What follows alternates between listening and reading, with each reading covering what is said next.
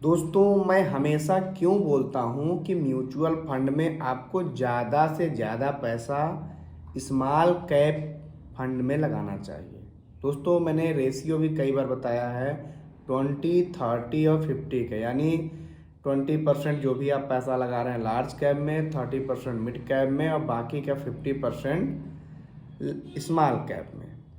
अब दोस्तों मैं ऐसा क्यों बोलता हूँ, इसका रीजन चलिए देखिए। दोस्तों इस समय अंधाधुंध स्मॉल कैप में तेजी आप मार्केट में देख रहे होंगे, जिसको मैं बहुत पहले से ही बता रहा हूँ आपको अपना पैसा स्मॉल कैप में लगाना चाहिए।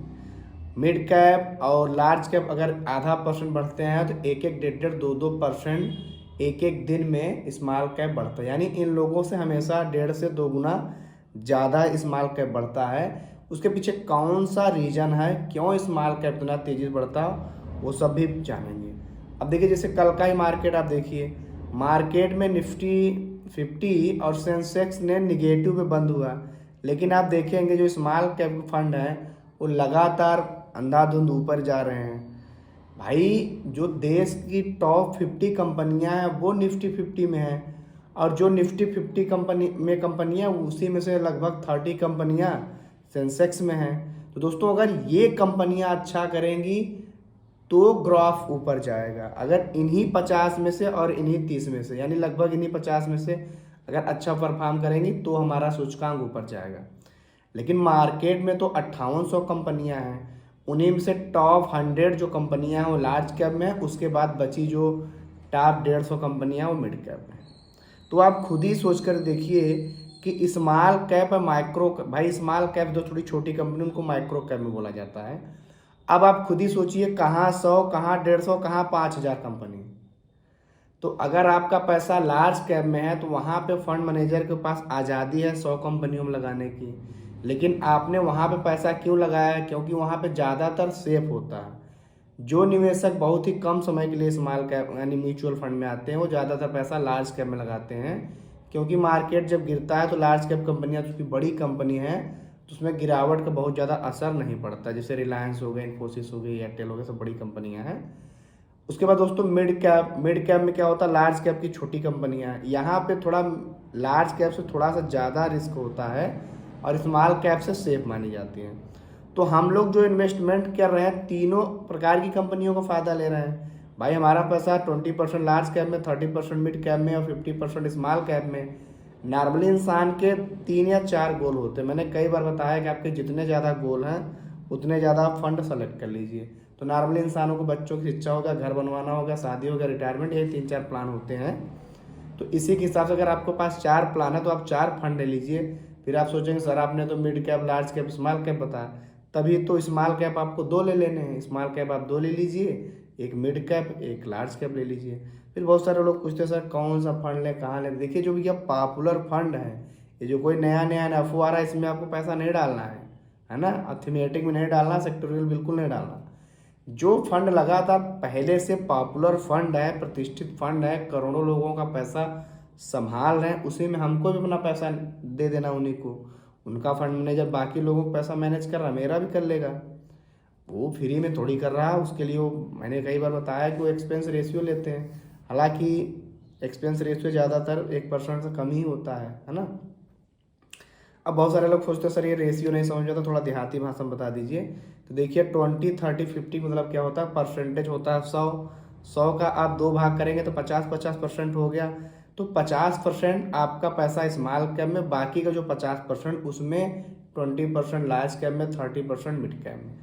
उदाहरण से मैं हमेशा 1 लाख लेता हूँ, आप ज़्यादा अमाउंट लेते हैं तो उसको उसके हिसाब से बांट लीजिएगा। अगर आपका 1 लाख है तो 50,000 स्मॉल कैप में, 30,000 मिड कैप में और 20,000 लार्ज कैप में। अगर आपका पैसा ज़्यादा है तो इसी हिसाब से आप बांटते रहेंगे, है ना। अब देखिए अब मैं क्यों बार बार बोलता हूँ कि आपको स्मॉल कैप में ही ज़्यादा पैसा लगाना चाहिए, उसका पीछे का जो रीज़न है उसको समझिए।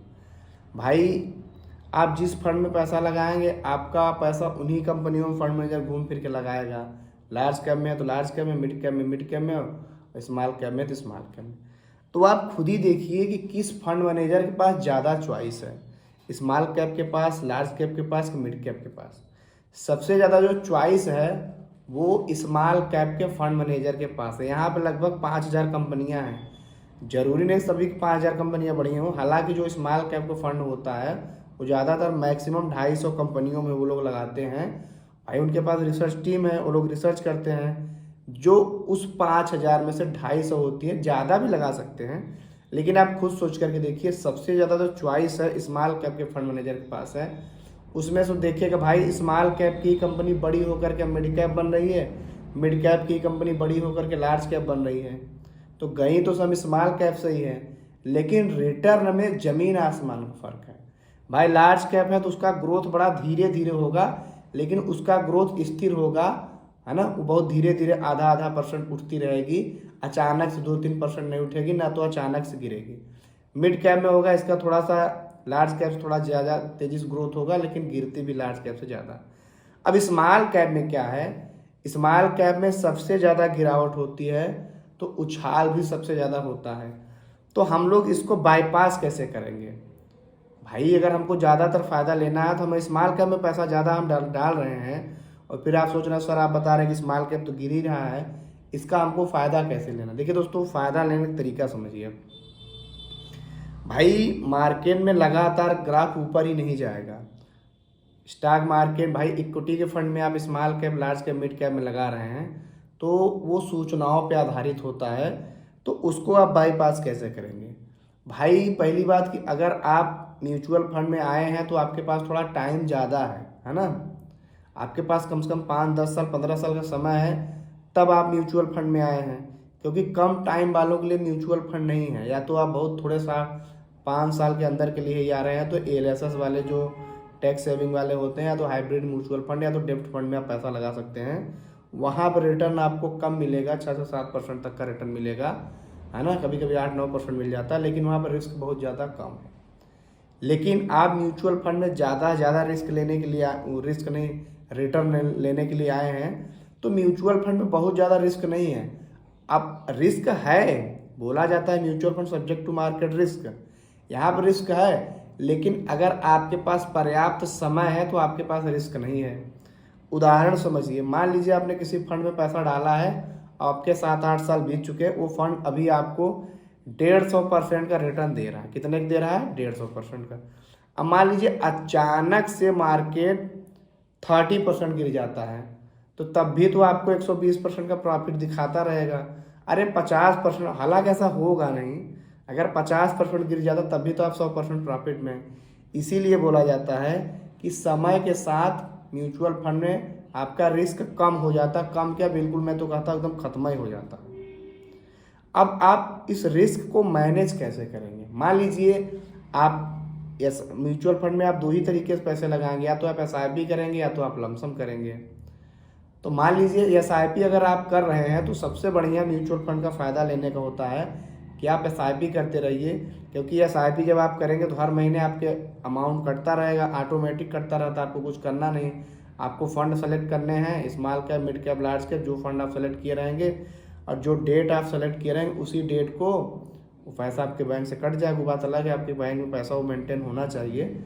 आप जितने का SIP कर रहे हैं, आप 10,000 कर रहे हैं तो SIP की डेट से 2 दिन पहले आपको टॉपअप मैसेज आ जाता है कि आपके मैसेज करता। अगर नहीं पैसा है तो आप उस SIP को उस महीने स्किप कर दीजिए, और कोशिश करिए कि स्किप ना करें और पैसा मेंटेन कर लें खाते में, है ना।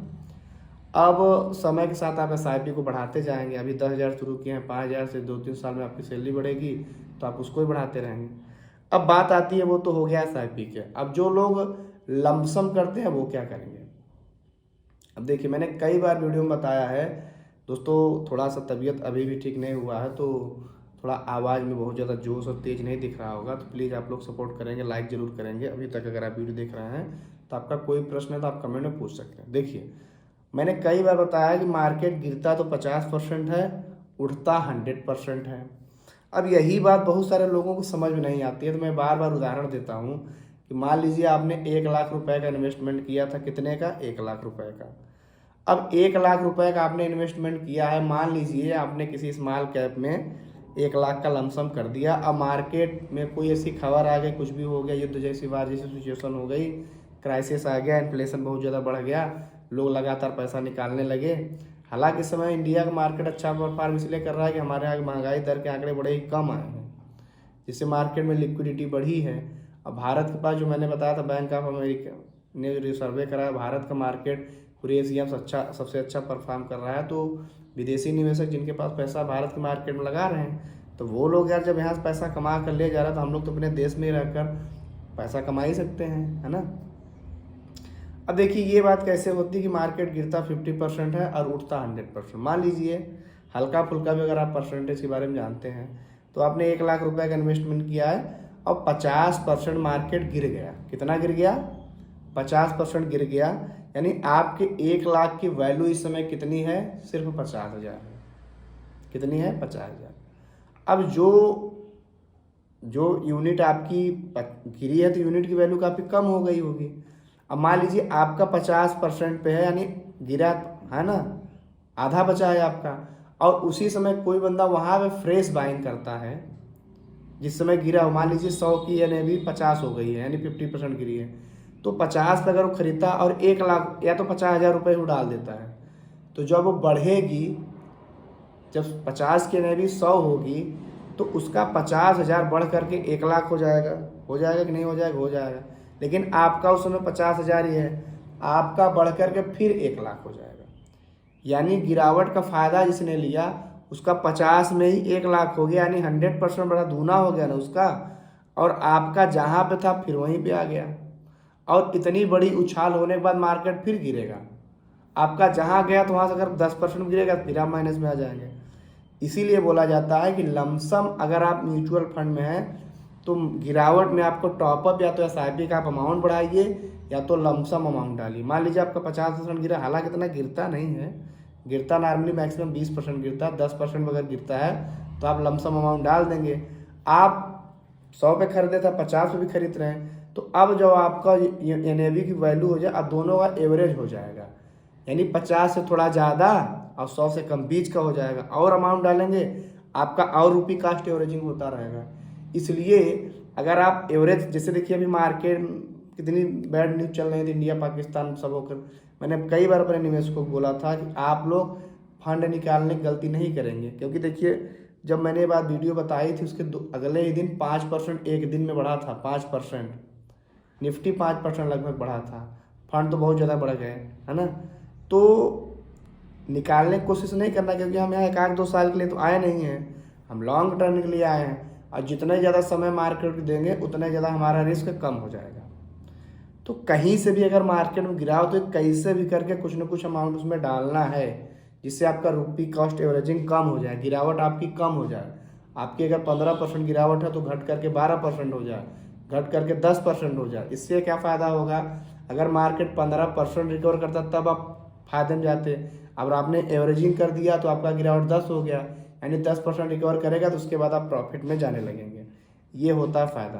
तो दोस्तों अगर आप अभी तक वीडियो देख रहे हैं तो मेरे हाथ जोड़ के निवेदन है, आप लोगों के लिए इतना मेहनत करते हैं यार, वीडियो को लाइक कर दीजिए, चैनल सब्सक्राइब कर लीजिए। आपका कोई प्रश्न हो तो आप पूछ सकते हैं, हम सभी प्रश्नों का जवाब कमेंट में दे देते हैं। अगर आपका अच्छा प्रश्न होता है तो उसके बारे में वीडियो भी बनाते हैं। तो चलिए मिलेंगे अगली वीडियो में, तब तक के लिए